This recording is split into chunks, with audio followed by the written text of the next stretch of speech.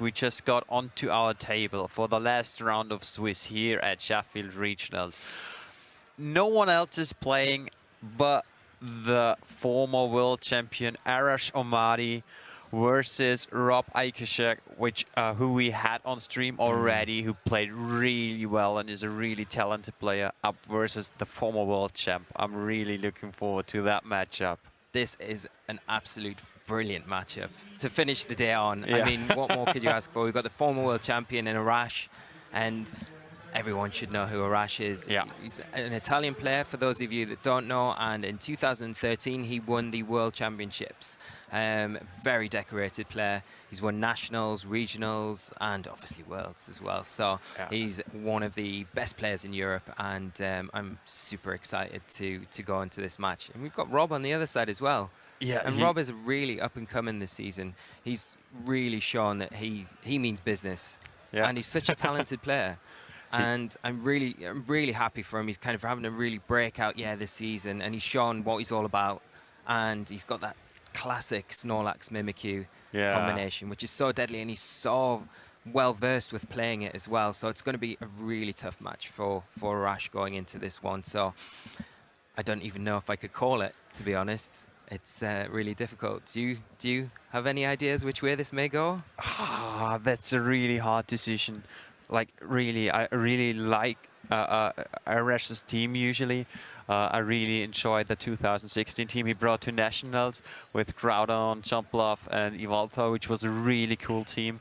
He usually likes a lot of speed control, but from time to time he relies on non-100% accurate moves. And let's see if he runs those moves like Muddy Water Feeny maybe. I think we could drop the bomb or he's using, right? We can go over the teams. We obviously know what Rob is running, but I'll let you take it off with what Arash is using in today's tournament. Yeah, we've talked about it a few minutes ago. Arash is using Milotic. He's using Milotic, Marowak, a lot of Marowak obviously, Crocodile, Kartana, Celesteela, and Tapu Koko. Really interesting team. Very interesting team. He's got the double steel core there with the Celesteela and Kartana, which aren't commonly seen together because they carry the double fire weakness, and obviously that Kartana's never really that specially defensively built, so it's not going to be able to take, you know, maybe incoming electric attacks and other big special attacks coming onto it. So it's an interesting choice, but it does give Arash options. I'm not assuming that he brings both to every game, and certain times that he'll be playing different teams and archetypes. The Kartana will suit some of them, and the Celesteela will suit others. So he's got that nice option there, and I think it's a really smart concept to kind of include in the team. You've obviously got other things there with the Milotic. You've got the Marowak with the Lightning Rod ability, what I presume is the Lightning Rod ability that will help protect the Milotic from any electric type attacks coming onto the field. He's got the Crocodile for the Intimidate, which isn't one of the more common Intimidators we've seen today, but a very good Pokemon in this format, again offering those stabbed ground attacks and dark typing as well. So that'll be obviously complementing the core. And Crocodile and Celesteela have nice synergy together with the Earthquake and the Flying type as well. And then you've got the team rounded off with the Tapu Koko, and that's no surprise. Tapu of choice, is it? Yeah, yeah, I really like the team structure. He got 2 steel types, but as we have seen, Arcanine is the most used fire type out there, and exactly for this Pokemon he got Milotic on it. So well, Mind Games start in team preview because it's really hard. You don't want to lead with your Arcanine because the game could be over once you get Adrenaline Orb activated on a Milotic on turn 1. Then games like get really hard for you. Obviously you don't want to lead with Arcanine usually when you see a Milotic, do you? Not really, not at all. And I think that's the thing. That's the beauty about Milotic. You don't need to bring it because in team preview, it's most of the time enough to kind of put your opponent off, at least leading with it, and they'll keep it in the back, and you can play off that and then set your leads up off that. Yeah. And I think that's the beauty of Milotic as well. And you know, there's no risk if you see intimidate on your opponent's team, there's no harm in leading with the melodic. As long as you've got things to cover it, so you can switch it in to kind of cover those weaknesses. So we see Arash has got nice switch-ins for the melodic weaknesses. We've got a grass weakness there, so you've got the Marowak, you could switch into that. He's got the Cortana that will resist that. He's got the Celesteela that can resist that. The electric type weakness, he's got the Marowak with the lightning rod, which pulls all those electric type attacks away. He's got the Crocodile that is immune to it, so he has kind of supported it very well within the 6 Pokemon that he's put together here. So yeah, to answer your question, if I saw a Milotic and I was running Arcanine, there's no way I would lead with it. I really like the Tapu Koko combined with Crocodile Marowak. This is something we have seen right off the beginning of VGC 17. Discharge and Earthquake is back again, like in almost every generation we see spread moves at the beginning of the season, but this one indicates Discharge heavily, doesn't it? Yeah, I would say so, because you've got the Crocodile that you can partner with the Tapu Koko. It offers the Intimidate support, and it's obviously immune because of the ground typing to the Discharge, so you're quite happy to sit next to it and allow your Tapu Koko to discharge. And he's also got the Marowak that you can switch in for that Crocodile spot. So he's got a little bit of leeway of how he can play that with the Discharge. If he feels like the Discharge is the best option that turn, he's got quite a few options where he can switch in. So he's setting it up, but I do love Crocodile Tapu Koko. It's what I've ran at points this season. I started off in this season running that, so I do have a bit of experience running that little combination anyway. Let's just recap Rob's team again. He got Snorlax, Tapu Fini, Kartana, Persian, Arcanine, and Mimikyu. So this is like the combination you mentioned, Mimikyu plus Snorlax. Snorlax usually running Belly Drum. We have seen so many Belly Drums in stream yet. And to round it off, he got the Persian with Fake Out support and Tapu Fini. And we again are seeing the team for those who just tapped us out. Come back now. We are starting the game. We are heading into team preview. We see Marowak, Milotic, Crocodile, Katana, Tapu Koko and Celesteela for Arash, and we see Snorlax, Tapu Fini, Katana, Persian, Arcanine, and the Mimikyu for Rob. So nobody has decided their leads yet. Lee, what will you bring to this matchup if you were Arash? I'd be really concerned about the Mimikyu Snorlax lead. It doesn't appear as though Arash has too many options to really stop the Trick Room, or stop the Belly Drum going off.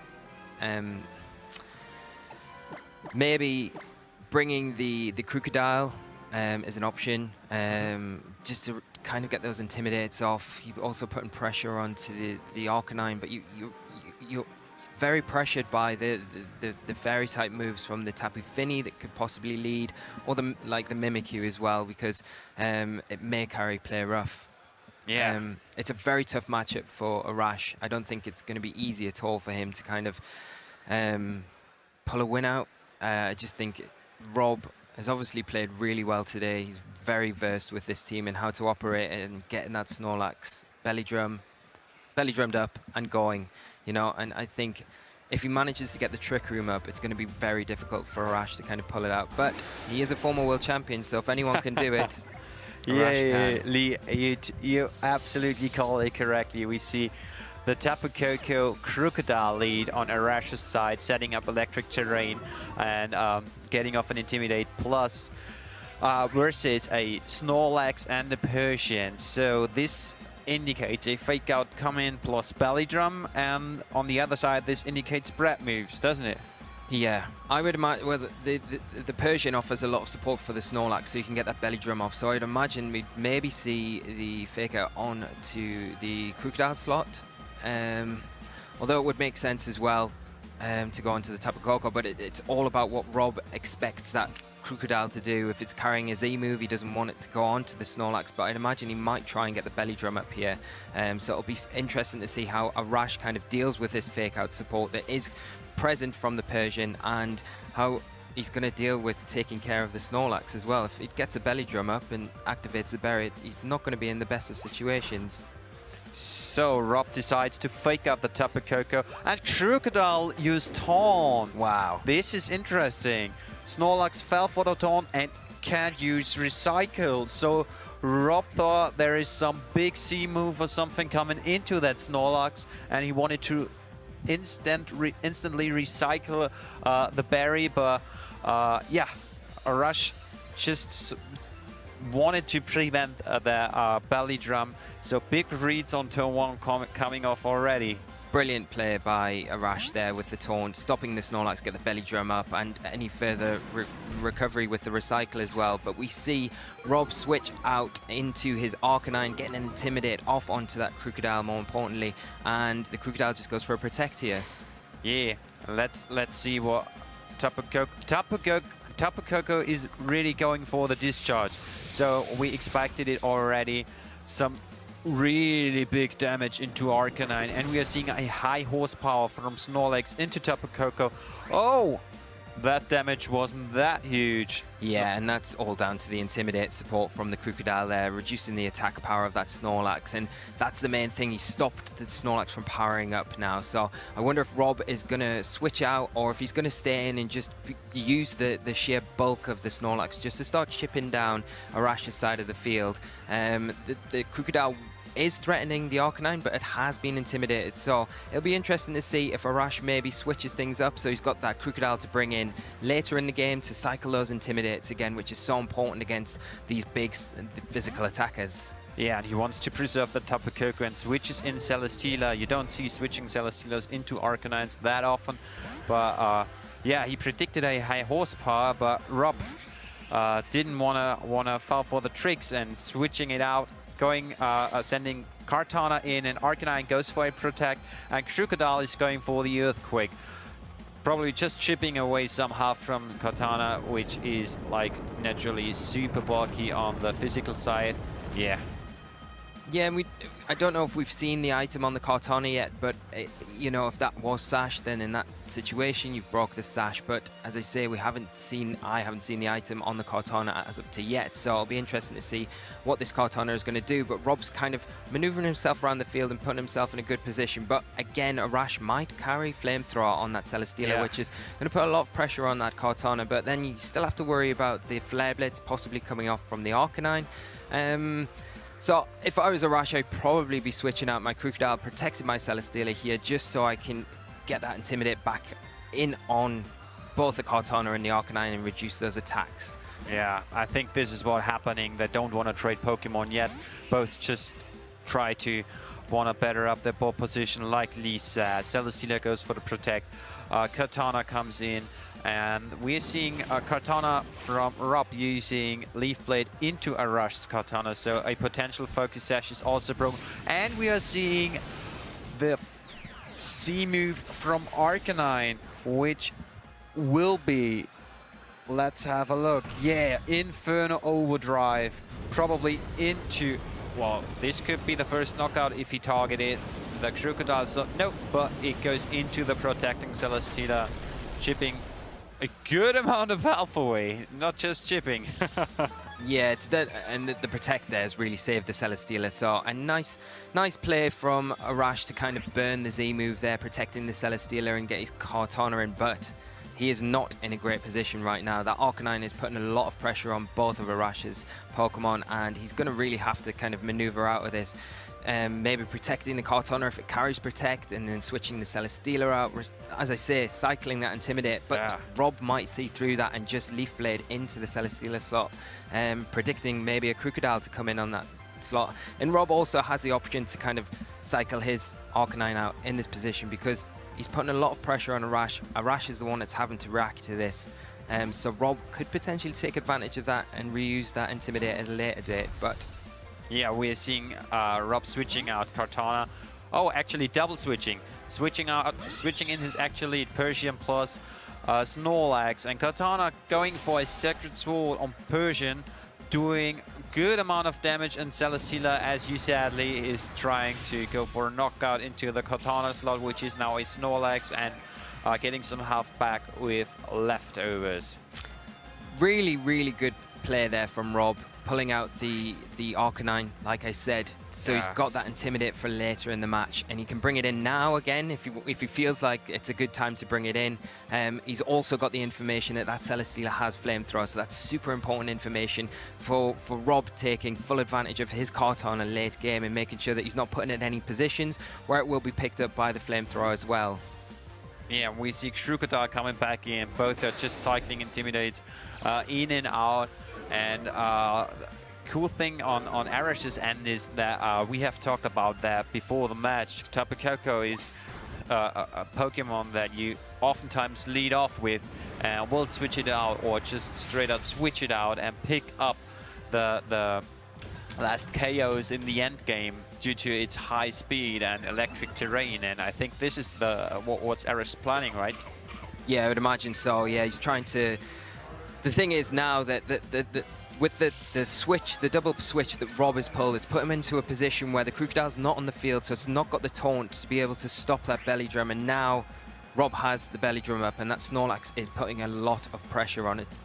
Not going to be outspeeding anything, but you've got to remember that Rob still has that Intimidate support in the Arcanine in the back that he can bring in, and he has the Parting Shot as well on the Persian that we've already seen in the earlier matches today that will reduce the attack and special attack of anything on Arash's side of the field. And here you go. It's almost like Lee's playing this game. He's so into a Parting Shot from Persian coming in. Let's have a look what Rob is sending in. Probably the Arcanine to just whistle down Arash Krookodile's attacks there, and Celesteela's attacks there. Yeah, here it goes. Arcanine coming in, shuffling those Intimidates, and as you said, the double switch brought him into really good position. Yeah, and now that Snorlax is totally protected really from anything coming out, but we do see a big Tectonic Rage coming out from this Krookodile. And is it onto that Snorlax slot, and will it be enough? If it is, to pick up the KO? Tectonic Rage from Krookodile into the Snorlax slot, as you said. Let's. It has been intimidated in Parting Shots, so will it be enough? Moment of truth. No! Snorlax survives. Celesteela will get a Flamethrower off into it, but I don't think it'll be enough to pick up the KO, and Snorlax will be able to get... Oh, wow. Rob really taking advantage of that turn there. Foreseeing the double target into it and getting that big recycle off and restoring all of that health just lost. Good turn by Rob. That recycle is good. Not going after the knockouts. Burning Arash's C move and getting the knockouts later on when Snorlax is in a better position, so he just tries to bring it into a safe position. And if he went for a knockout, for example, on Krookodile, Snorlax was basically KO'd the next turn by Tapu Koko or something, and he wants to preserve that for picking out the big knockouts later on. Yeah, and this is something that Jay mentioned earlier, that Rob has a knack of not getting greedy with that Snorlax, and he's really taken advantage and foreseeing that if I recycle here, instead of getting greedy and attacking, Snorlax is going to stick around a bit longer, and I can maneuver what I've got between the Persian and the Arcanine to really just wear down my opponent's attacking physical presence on the field and let this Snorlax start and do some work. Yeah, we see the Persian coming in again, and Krookodile is firing off an Earthquake, doing some chip damage to Persian and Snorlax, and activating Barry on Persian, which heals a good amount of damage with Mega Berry. And now Snorlax goes for the first knockout in this game, knocking out Krookodile. Yeah, and now Rob is in such a good position. He's got the fake out support with the Persian that he can use this next turn. He can choose to target the Celesteela if he feels like, and target anything with the Snorlax here. He could go for another recycle. He's still got the Parting Shot that he can take advantage of, and the Arcanine in the back that's going to put a lot of pressure on that Kartana that Arash may bring in here to put some pressure back on to the Snorlax. Yeah, in comes the Kartana, but still, as you said, Rob still got the fake out pressure, so if he just fake out the Kartana and recycles his big berry, then Snorlax is at full health again, and all Celesteela can do is either fish for a burn or leech that Snorlax, but Snorlax doesn't care about leech that much, because yeah, Arash is not in the position to clean the board with Leech Seeds. And it's interesting that we haven't actually seen Leech Seed on the Celesteela yeah. yet. So I wonder if Arash is actually running it or not. So the thing is with Snorlax, you want to get the Leech Seed onto it as soon as you can to start kind of whittling down that health and help you kind of survivability as well for the Celesteela. But we haven't seen it from Arash, so it would indicate that he may not carry it. But we do see Arash switch out his Kartana.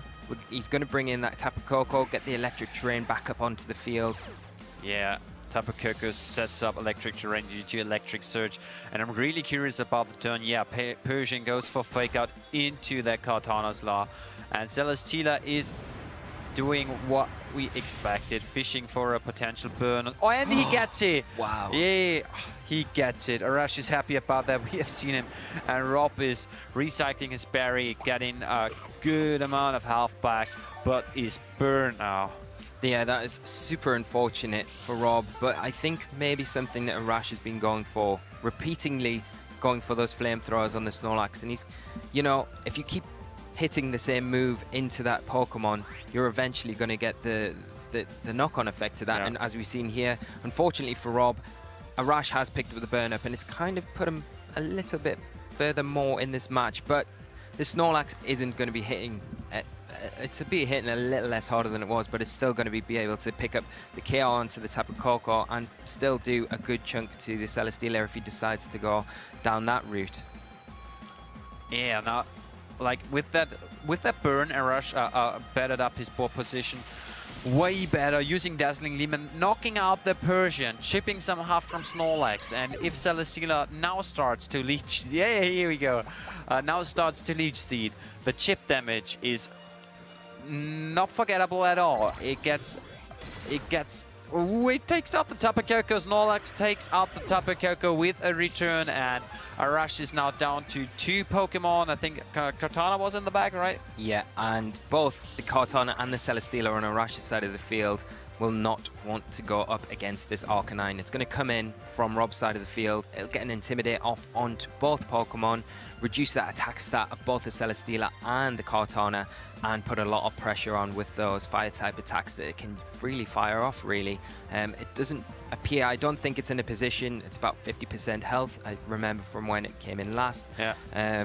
So it probably won't be in a position to get KO'd by the Kartana, but it's still very close at this point. I would say probably Rob's got the advantage at the minute with the Arcanine, but you never know with Celesteela. It's got Leech Seed, it can stall out. We haven't seen much other options from the Celesteela. We've only really seen the Leech Seed and the Flamethrower, so it'll be interesting to see what other moves Arash is running on that. But his back is up against the wall at the minute with that Arcanine coming in and putting such pressure on. Arash's options aren't very flexible at the moment.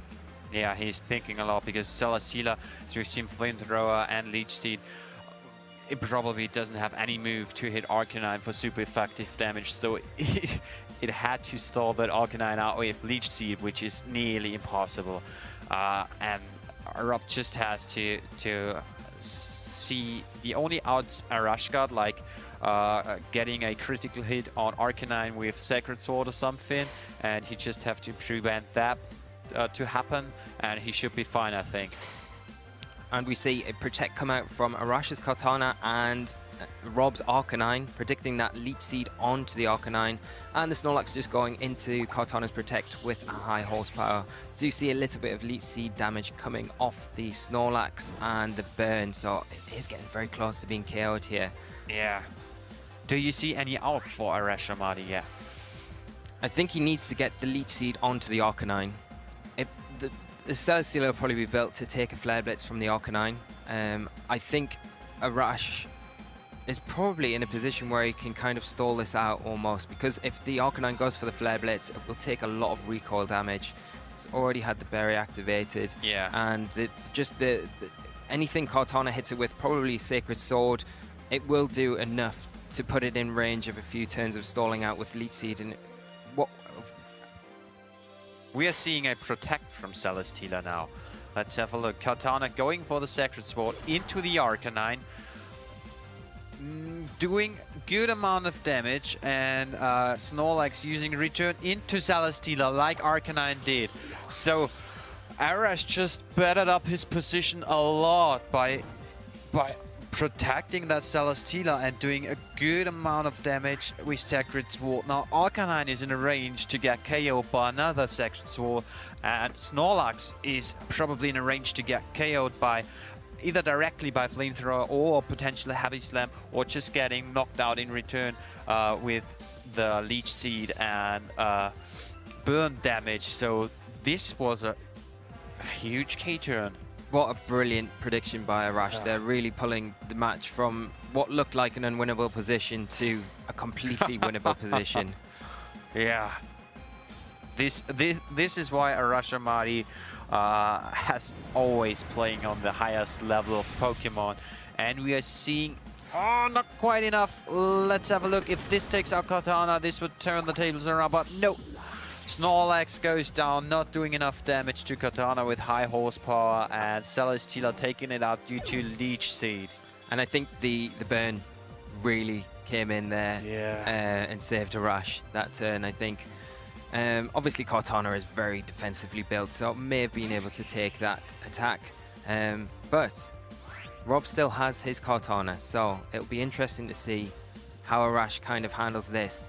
The Celesteela is still an issue because Rob really needs to take care of Arash's Cortana before his Arcanine is able to get a Fire-type attack off. Yeah. Which is going to make it very difficult. But it will depend on the build of Rob's Cortana and what item it's possibly holding as well. Yeah, we haven't seen it, which item it runs. Usually Cortanas run Focus Sash or Assault Vest, but we have seen a lot of Choice Scarf Cortanas, and there it goes. Rob's Cortana moving first, taking Arash's Cortana out, activating Beast Boost. Now Sacred Sword is a lot more powerful. Arcanine going for the Flare Blitz into Celesteela. Let's have a look how much damage this does. Whoa! Wow! Huge damage. One hit KO.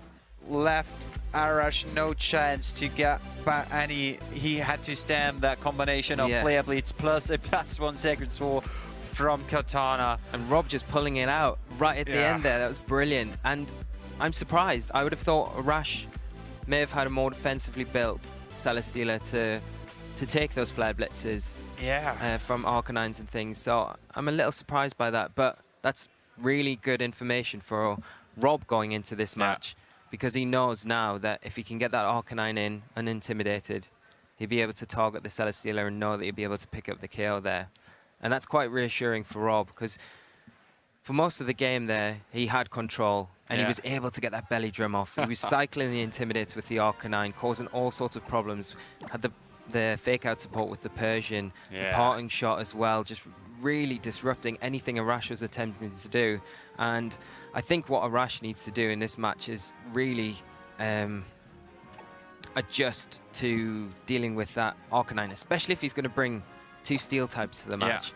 He needs a better answer to the Arcanine, because it just didn't work from there. He nearly kind of pulled it back with the burn. He was really playing for his outs. He was like really searching, okay, what ways are there I can still manage to win, and he like really went after this. It didn't work out, unfortunately, but this is what good players see. They see, okay, this might be a 20% chance to win the game for me.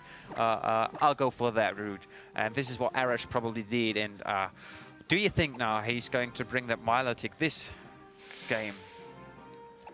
I would. It doesn't match up bad against Rob's team, but then again, it doesn't really offer much in a way of helping him prevent that Snorlax from getting the belly drum up, preventing Trick Room, if that's what Rob wants to go down that route. So outside of the Arcanine, it doesn't really offer a lot of options really against Rob's team, which is a bit of a problem, to be honest. And it's, do you want to bring it just for that one specific mon when you have other Pokemon that you could kind of include in your 4 that you'd rather bring? They can perform a multitude of jobs and help you against the Trick Room situation and the big issue, which is the belly drum on the Snorlax. I totally see where you're going there. And we see the same lead from Arash, Crocodile plus Tapu Koko. And this time we see a little Mimikyu appear, plus again the Arcanine. So Rob is really thinking the same probably as you, Lee, that Milotic doesn't help Arash any further than just dismantling the Arcanine. So he may leave it at home, and Rob just brings the Arcanine straight away and intimidating Crocodile, but so does Crocodile with Mimikyu and Arcanine. Mimikyu usually is a physical attacker. I think we have seen Rob using it attacking already, but Rob right off starts preserving those intimidates for later on, getting the Tapu Fini in, setting up misty terrain so that Tapu Koko's discharges and Volt Switches don't do that much damage. That's a nice one, Volt Switching out of Mimikyu to break the disguise, so Mimikyu's hat is nodding down, and let's see what's coming in. What do you think Arash got in the back, Lee? I don't know what he's bringing in here, but maybe I would suspect Rob may be going for a Trick Room here. Maybe setting up a Trick Room for that the Snorlax to come in, and maybe this is why Arash has brought the Celesteela in, kind of. Oh, we are going to see a C move. It's going to be a Tectonic Rage out of that Gotcha, I'm sorry guys, out of that Crocodile, probably into that Mimikyu slot to try to prevent the Trick Room maybe? Possibly, No. but it's into the Tapu Fini, unfortunately. Tapu Fini will take some damage, probably about half of its health. Yeah, not quite enough, but Mimikyu sets up the Trick Room like you said, and now that Tapu Fini is in a good position on itself because it threatens the Crocodile, and Celesteela can't do much besides leech seeding it. Yeah, but we've only seen the Leech Seed and the Flamethrower on the Celesteela. We haven't seen any other options. You know, Celesteelas can carry things like Energy Ball and Seed Bomb as well. They could put a lot of pressure on. So Rob has to be a bit careful going into this turn. As we see, he's cycling those Intimidates like he does so well with the Arcanine, bringing it in for that Mimikyu, preserving the Mimikyu for later in the game, getting a big Intimidate off onto the Crocodile and the Celesteela. Here we go. Celesteela going for a heavy slam into Tapu Fini, doing about quarter damage, and Tapu Fini straight off the back goes for Moonblast into the Crocodile and taking it out in one hit. So first Pokemon down for Arash and his only Intimidate user, so he cannot cycle those Intimidates anymore. He cannot fire off those Earthquakes anymore.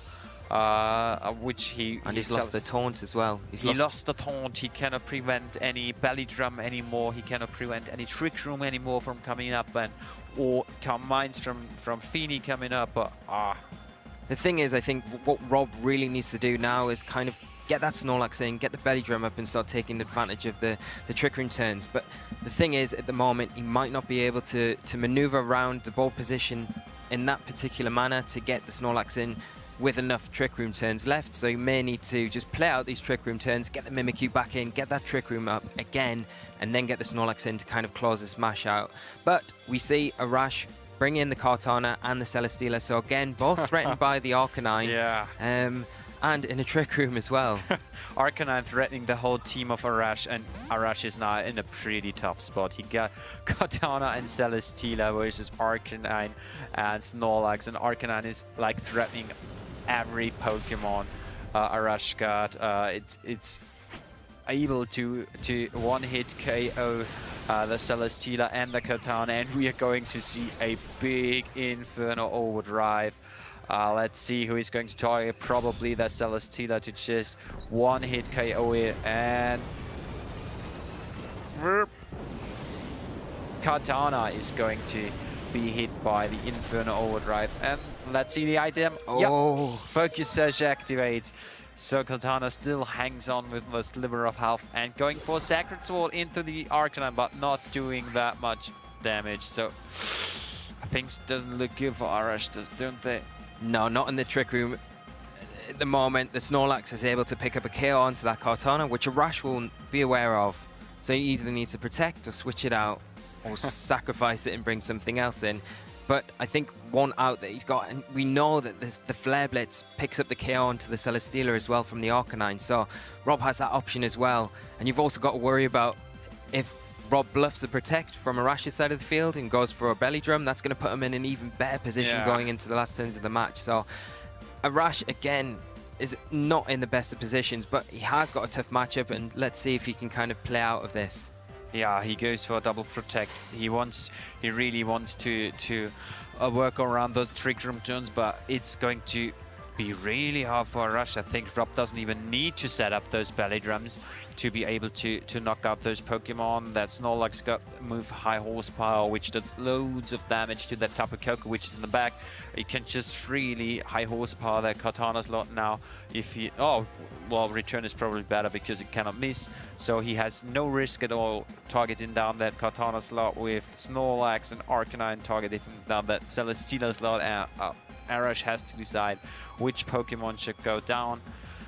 Oh, tough spot for Arash. Yeah, I think it's all to do with how Rob's played his board positions here and just got himself into a position with the Trick Room. He took advantage of the opportunity to get the Trick Room up when he could, and he's just really forcing his hand on with the Arcanine here on both those steel types. And again, Arash not bringing anything to really deal with the Arcanine other than that Crocodile, and Rob seeing that early on, making sure that if I take care of the Crocodile now, I've not really got anything to worry about for my Arcanine. My Arcanine can deal with both of the steel types quite easily. So we'll see what Arash can do. He's still got a full health Celesteela there, and he's still got his Tapu Koko to bring in, but it's not looking great for Arash at the moment, and it's just kind of showing how good a run Rob has had today in this tournament. Yeah. Now this is, I don't know if the Tapu Koko runs protect or is some kind of assault was set or some choice packs or choice scarves set, but if that Arcanine just, wow.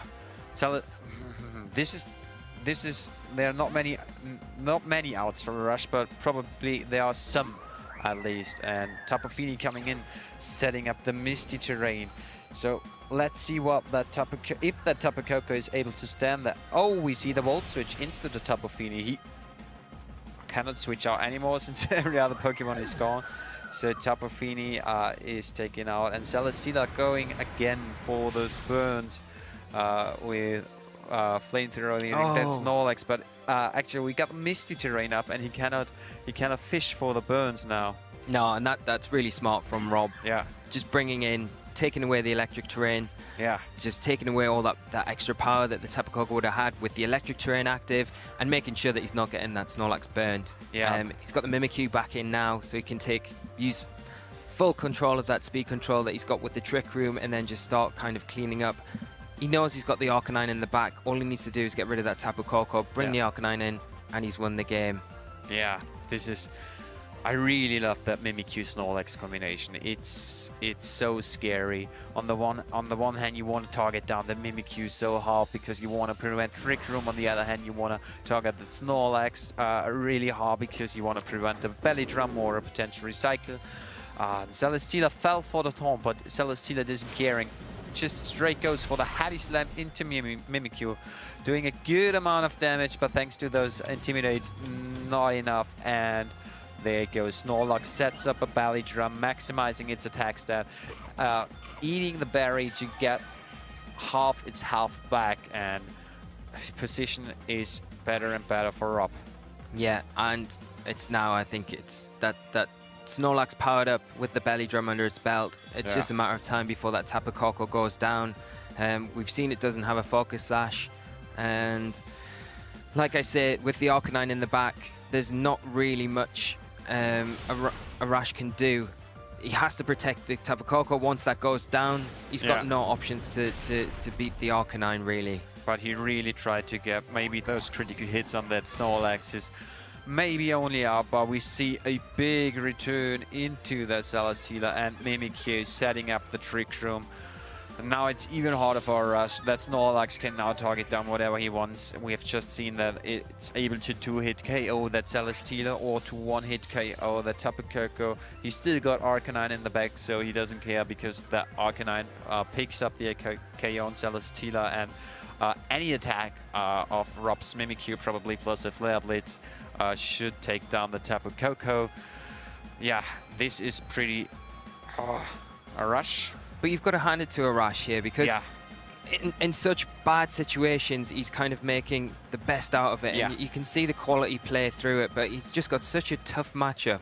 And as we see here, Rob taking the game, Arash forfeiting. Congratulations to both players for doing so well today, but what an outstanding performance by Rob. I mean, you can't fault it. He's just played that flawlessly, and with such a bad matchup as well. It really made it super difficult for Arash. And like I kept saying through the match as well, the Arcanine was causing so many issues for Arash with that Intimidate and the pressure that was putting on the Kartana and the Celesteela, especially after the information that Rob had picked up game 1, knowing that Flare Blitz can pick up the KO on the Celesteela, so it can't even survive to get a Leech Seed off and start stalling. It did surprise me that Arash didn't kind of change things up slightly and bring maybe another answer for the Arcanine, because he only had the Crocodile, and like I said in the match, once the Crocodile had gone down, the Arcanine was pretty free to kind of maneuver in and out of the battlefield when it wanted, and then just pick its time for when it wanted to pick KOs up, like it did, you know, taking the Kartana down to its stash, and then just being a constant threat of coming in again with the Intimidate, and then being able to pick up the KO potentially on the Celesteela. And I think it was just, like I say, a bad matchup for Arash altogether. He didn't have too many options for Trick Room. I think the team looks as though it's kind of primarily built to stop it being set up initially. But if you can't stop it getting set up, and you've got one of the most threatening physical attackers in Trick Room with a belly drum under its belt coming at you, there's not a lot you can do to kind of come back from that. And I just think Rob played it flawlessly, and all credit to him. Well, obviously Rob is a player we have to watch out for. He played it so well. Yeah, Arash obviously had his plans. He used the same Pokemon twice, so he really wanted to concede something, but it didn't work out. Maybe he didn't expect Rob to bring Arcanine twice to the matchup due to the Milotic and Crocodile and Marowak on Arash's team. So this is kind of like really mind gaming a lot about what to bring into the matchup. This is really what I love about VGC, picking 4 Pokemon out of 6, and the higher you get. And this is something we haven't mentioned as well. Rob could see that Arash had the Milotic in team preview and still brought the Arcanine both games. Even led with it in game 2, which is like really, really, how do you say? Very confident. Confident, thank you. But and I mean, it's a big risk, because if Arash had decided to bring the Milotic that game, it's getting a boost straight away, and it's going to start putting on a lot of pressure. I know Rob has things in the team that can take those water type attacks. Yeah, maybe Q taking those for the first time. Disguise there, but it was a big risk. But it worked take out. big risks, you get big payouts, and Rob has been doing that all day, and they're not so much risks really. No. He's got a game plan, and he knows the team inside out, obviously, and he's just playing it extremely well. And I keep saying this, and I am repeating myself, but I think Arash had a terrible matchup here, and I think he played probably to the best of his what he could do with what he brought to the matches. Especially the 4-on-4 matchup was like horrible for Arash. Having to see that Arcanine versus his 2 steel types, and he knew they are going down to any Flare Blitz, and he basically didn't have any Pokemon to prevent their setup Rob planned at all, and the Crocodile going down pretty easily in the second match probably was clutch. So was the double switch Rob pulled off in game 1 to, like you said, get off that big belly drum without having to fear that taunt from a Crocodile coming off. This was probably one of those key turns in game 1. It was a bit closer though, because Arash saw that out in burning the Snorlax and potentially coming down to a speed tower with Kartana. This wasn't out. It didn't work out in the end, but brilliantly played by both players. And speaking about those players, we are going to have a winner interview for you guys with Rob in just some moments. I see him over there already.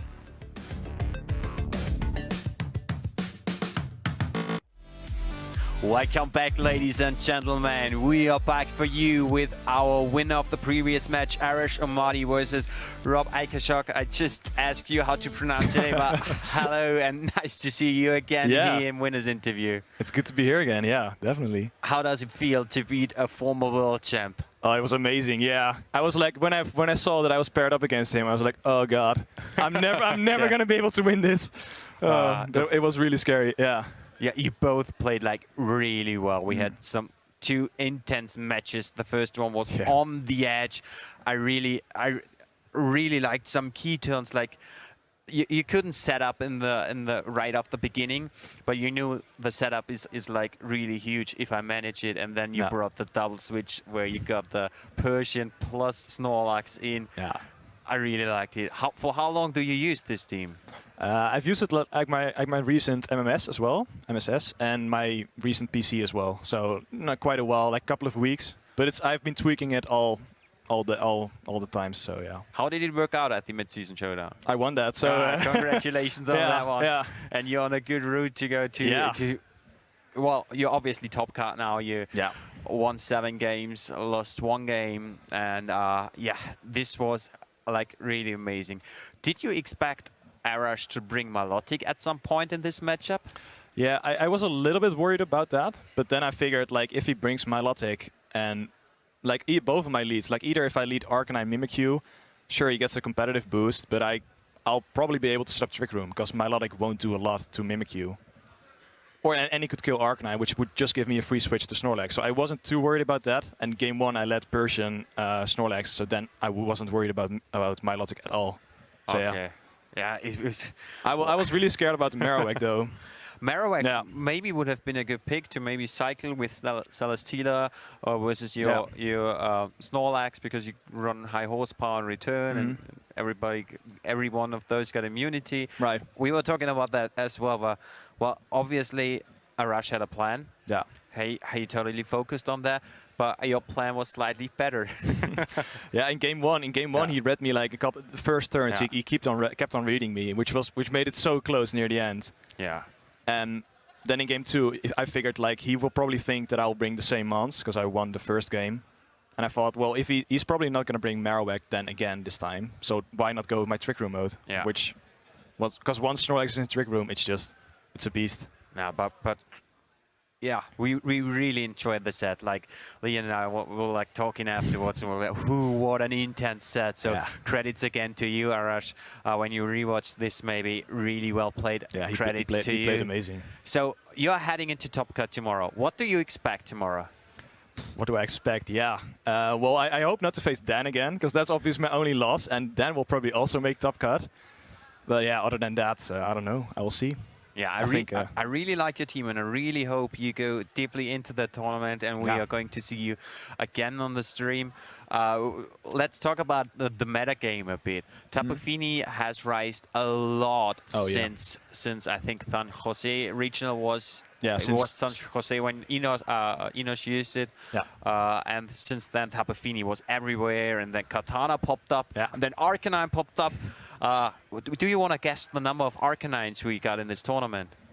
Like I think almost on every team. Like it's gotta be like on 90% of the teams at least. Like it's crazy. Yeah. It is. But it's such a good mon. It's such versatile. Like it's amazing. Yeah. Yeah, we have seen it. You could cycle those Intimidates like really well. And do you got any matchups you don't want to face?